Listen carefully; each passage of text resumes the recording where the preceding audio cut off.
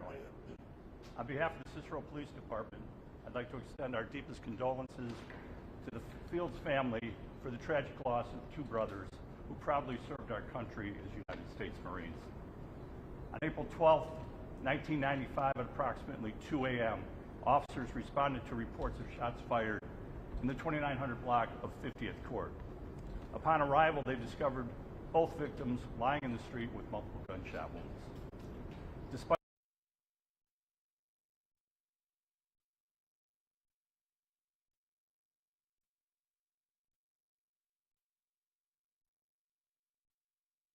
in his brother's footsteps, was actively serving in the Marines and was home on furlough after completing a tour of duty in Japan.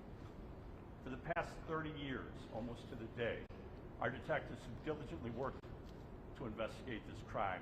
The case was reopened in October of 2013, and in December of 2014, a key witness came forward and provided corroborating evidence and identified Daniel Flores as the suspect. An arrest warrant was issued for Flores on March 11th of 2016, charging him with first-degree murder. All right, thank you.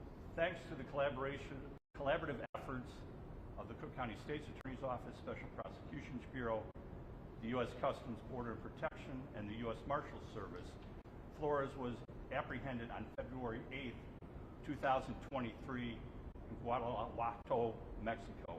He fought extradition for 2 years, but was finally brought back to the United States on April 9th of 2025 to face charges. On April 10th, 2025, the Cook County State's Attorney's Office reviewed the case and approved 2 counts of first-degree murder. Flores was ordered detained following a detention hearing this morning. The next court date for Flores will be on May 2nd in Maywood, Illinois. I want to express my sincere gratitude to the dedicated detectives and everyone involved in this case who never gave up. Their perseverance and commitment to ensuring justice for the Fields family is truly exemplary. Their hard work has provided much-needed closure to the Fields family and brought Daniel Flores back to Cicero to face charges. At this time, I'd like to bring up United States Marshal LaDon Reynolds.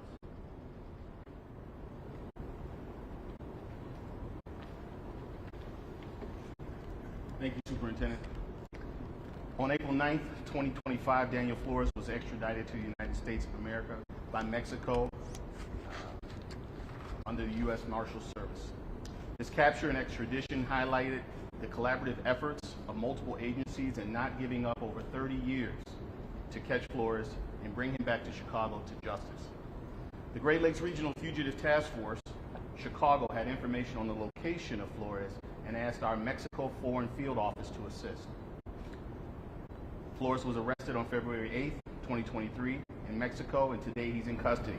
We're happy that this can finally help the family of Michael and his brother to get closure on their losses.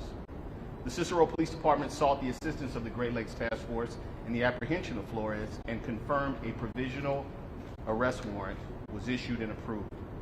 The Great Lakes investigators determined Flores was believed to be residing in Celaya, Mexico with his current wife. The task force, working in conjunction with Mexican authorities, were able to confirm an address for him. An operational plan of arrest was developed,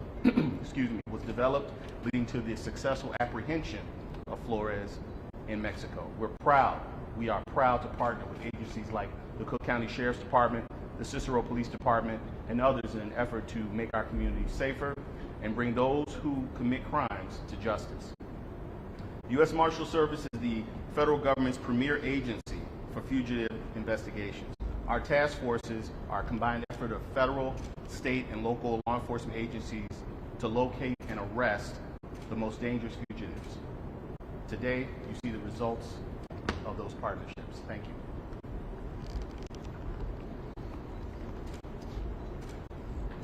Thank you, Mr. Reynolds. At this time, we'd be happy to entertain a few questions. Could you explain more on what changed this case? You reopened it. What was that key witness that really helped, come to this conclusion? Yeah, with any investigation, the specifics, I'll have Deputy Superintendent Diaz specific questions. But With any investigations, you have evidence that comes to you, you develop witnesses, and that's a timeline that is really predicated on just how your investigation goes. So sometimes it is very lengthy, and sometimes it's very difficult to locate witnesses. Would you be able to elaborate on that? I would. What was your question again, ma'am? Could you just explain how the case, the tide turned on this case, what that key witness let you know that really led you to this arrest? Well, there was a key witness that we needed to locate. Previous detectives attempted for a long time to locate her, but she had a relationship with our person of interest at the time, which later became an offender. So we had a hard time finding her because she was in Mexico with them. So that took a long time. As the investigation progressed and we were able to open it up in 2013, obviously through the power of the internet, social media, great detective work, and the family support, we were able to pinpoint a location that kind of gave us a better lead of where she was at.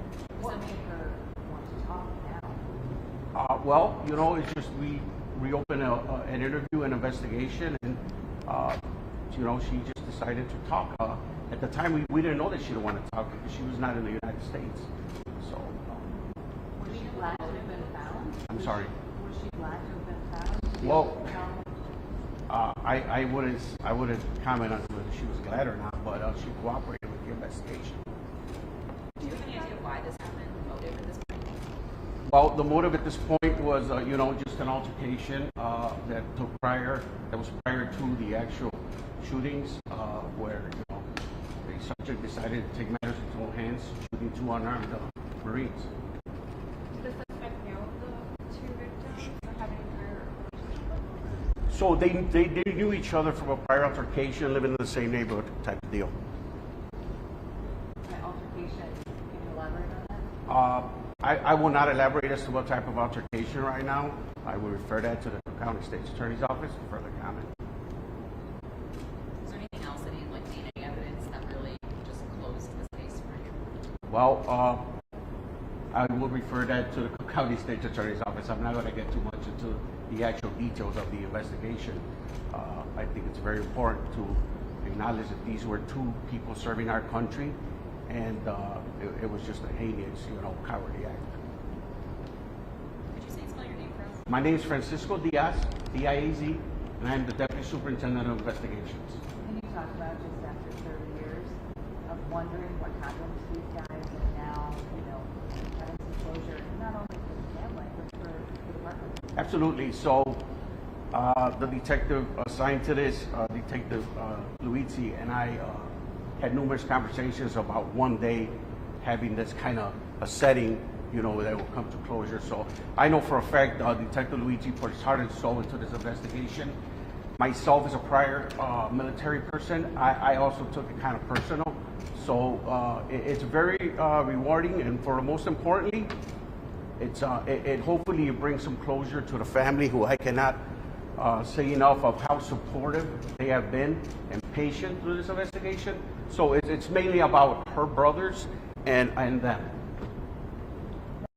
Key witness, the woman you were looking for, was she kind of the person you had always been looking for during this investigation? She definitely was somebody that we had in our radar. Yes. Thank you very much. If you're interested in it in Spanish, Deputy Superintendent Francisco Diaz is going to do the press conference now in Spanish. Very quickly. Give everybody a little bit. Okay, as I said, my name is Francisco Diaz. I'm Deputy Superintendent of Investigations.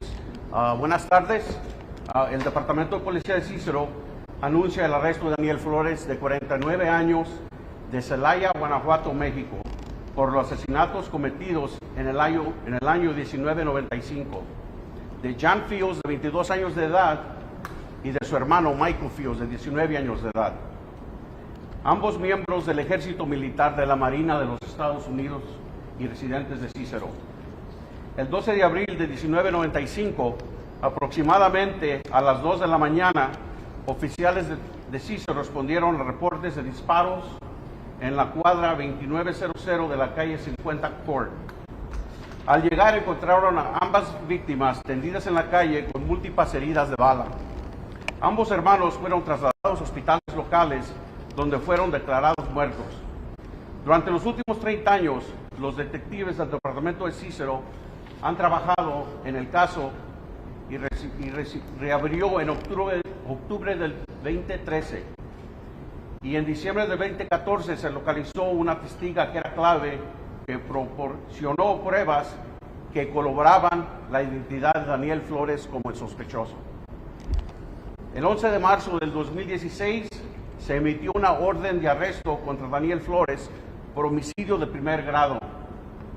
Gracias a la colaboración de la Fiscalía Estatal del Condado de Cook, que es la oficina del fiscal especial, la Oficina de Aduanas y Protección Fronteriza de Estados Unidos y el Servicio de los Marshals de Estados Unidos, Daniel Flores fue aprehendido el 8 de febrero del 2023 en Celaya, Guanajuato, México.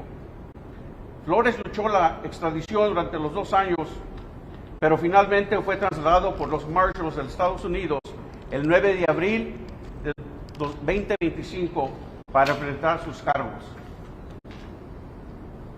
Marshals de Estados Unidos en el 9 de abril del 2025 para enfrentar sus cargos. La Fiscalía Estatal del Condado de Cook revisó el caso y aprobó 2 cargos de homicidio en primer grado, que es un delito grave de clase M. El día de hoy, 10 de abril del 2025, Daniel Flores fue detenido en la cárcel del Condado de Cook luego de hacer su audiencia de detención. La próxima fecha judicial de Flores será el 2 de mayo 2025 a las 9 de la mañana en Maywood Courthouse. Okay, muchas gracias. Thank you all for attending. Electronic version of the press release and the pictures of the victims and the offender should be sent out already, or if not, we'll make sure we get it out to you quickly, but you should have already received it. Thank you all for being here today. Appreciate it.